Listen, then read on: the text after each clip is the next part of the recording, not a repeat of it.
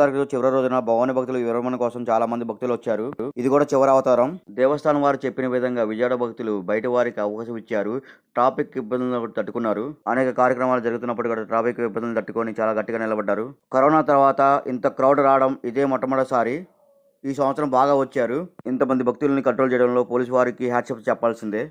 అనేక రకాల రంగాల వారు, సిబ్బంది వారు కష్టపడడం వల్ల విజయవాడలో ఇంత పెద్ద ఉత్సవం జరిగింది. ఇలా ప్రతి సంవత్సరం మంచి జరగాలని కోరుకుంటూ మీ తిరుమల.